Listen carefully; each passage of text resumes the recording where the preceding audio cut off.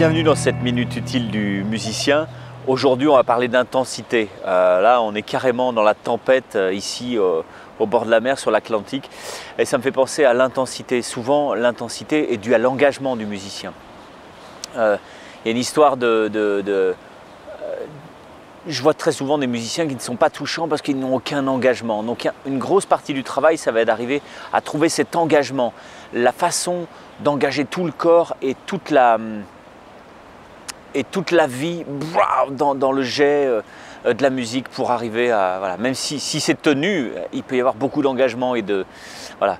Vous pouvez goûter Richter, qui était un célèbre pianiste qui a réinventé les œuvres carrément. C'est-à-dire qu'il y a des soirs où il était sur un nuage, il prenait beaucoup de risques parce qu'en fait il s'engageait. Je trouve qu'il faisait des lectures complètement… Il jouait jamais deux fois la même chose, quoi. Ce qui fait que parfois c'était raté. Bon, c'est le risque aussi. En tout cas, j'aimerais attirer votre attention sur le fait que l'engagement ne doit pas être foncièrement déconnecté du contrôle. Sinon, on peut jouer parfois à l'euphorie. J'ai vu des élèves qui avaient beaucoup ce problème-là, c'est-à-dire qu'en fait, ils confondent engagement et intensité et perte de contrôle. Jouer à l'euphorie, c'est quand l'engagement du corps dépasse l'engagement de l'écoute conjointe avec celle du cœur. C'est-à-dire qu'en fait, on doit être quand même toujours dans une écoute du résultat et du contrôle du résultat. Sinon, on se retrouve avec des trucs qui peuvent être complètement… Voilà, enregistrez-vous en concert et vous allez savoir de quoi je parle.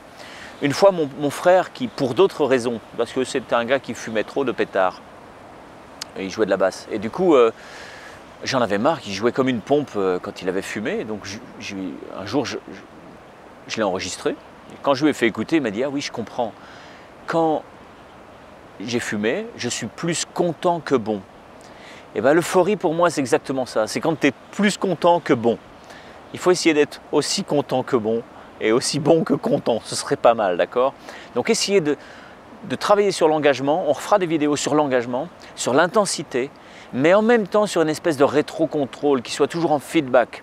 On ne perd pas les pédales, sinon on peut vite dans un truc qui est un peu vomissant et les gens se disent « mais qu'est-ce qu'il fout hein ?» Voilà, n'hésitez pas à cliquer sur le lien en dessous, c'est gratuit, c'est pour vous et puis on pourra aller plus loin ensemble si vous avez besoin d'outils pour travailler. Pas des outils de pensée de la musique, mais plutôt des outils pratiques, concrets sur comment réussir à reprendre de la créativité dans le travail. Bye bye, ciao. Si vous êtes bloqué, c'est fait pour vous. Ciao.